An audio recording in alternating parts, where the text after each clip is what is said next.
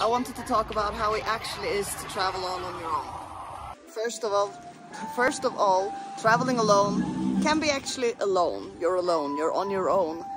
But at the same time, it can be filled with a lot of connections and people we meet because we are alone. So when we're traveling alone, we kind of need to put ourselves in a situation where we meet other people. Otherwise, we can get lonely, we can get sad, we can get depressed, right? So that's why I really like to mix up how I live, for an example. Sometimes I live at hostels and sometimes I live on my own.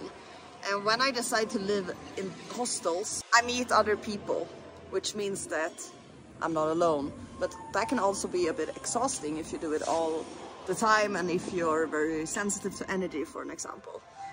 So living in my own Airbnb or having my own room or not living in bunk beds, it's really important as well.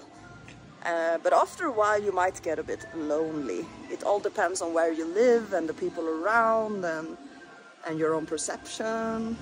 The other thing with traveling on your own or alone, solo travel, is that you need to force yourself to do tourist things.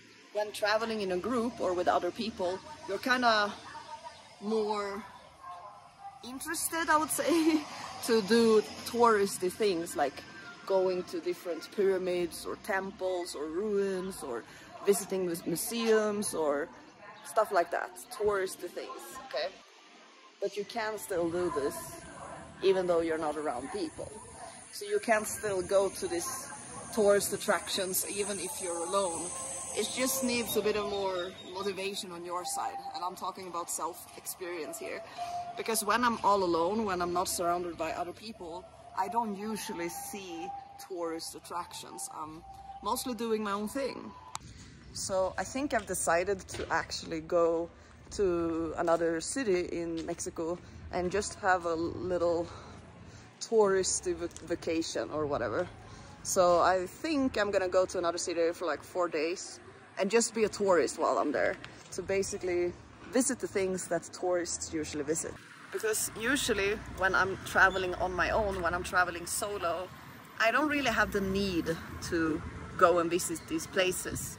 The thing is, it's always very cool and it's always very interesting to go to these specific tourist attractions to see what it's all about and to read about the history and to learn about the culture and stuff like that. But it's not a big need. But it is fun. And we should do things that is fun. And it doesn't matter if we're alone or if we're traveling with someone else. We should do things that we find interesting and exciting. And doing tourist attractions, it's kind of fun. Another thing with traveling solo is that you are put in a bigger risk because you're alone. If you're with a group of people or a group of friends or another person, you have more eyes, you have more attention to what's happening around you. But it doesn't mean that it's not safe. It's just a higher risk of your own security. But it's not unsafe. Just attention and awareness is very important. Our planet is our playground, and if you want to travel solo, you can do it. It sometimes can be a bit scary to go on that first adventure and stuff, but it's also exciting. And the more prepared you feel and the more prepared you are, the easier it's gonna get. And another thing with traveling solo is also depending on how long you're planning to travel. If you have a time schedule that you're gonna be away for 2 weeks or 2 months or 6 months, then you can kind of plan a bit more. If you decide to travel nomad, like all the time, you don't really have a stop, then you need to make up the plans during your travels. So yeah, I don't think that that's with everyone. It doesn't matter if you're a solo traveler or if you're just traveling alone or if you're traveling with people. Anyway, that's it. I don't really have so much more to say about traveling alone or traveling solo. It's like being single, but you're doing it alone.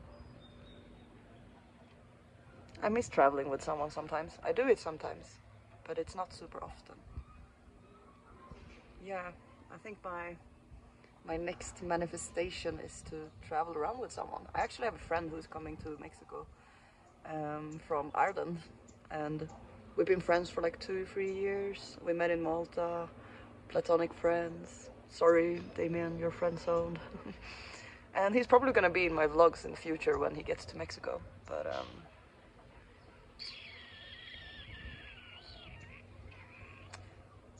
I want to have a travel buddy. Maybe I can have several travel buddies. I don't even know. I just wish, you know, yeah, I know what I want actually. But sometimes you're afraid. And sometimes you self-sabotage, I guess. If you want to see more travel videos, or when I'm talking about traveling, or when I'm talking about whatever, then you can follow this my YouTube channel.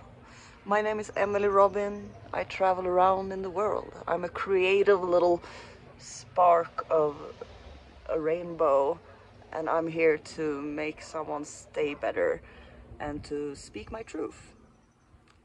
And vad kunde med detta? Press subscribe. Write a comment. Press like. Do whatever you feel like. I also have a Patreon, so if you want to see exclusive stuff, what? If you want to see exclusive videos that no one else can see, then you can become a pretty cool human. Check out my Patreon if you want to know more. I also upload my travel vlogs earlier, so you get early access to these kind of vlogs and all kind of vlogs. And you, goodbye. A little UFO. Goodbye, son. Goodbye.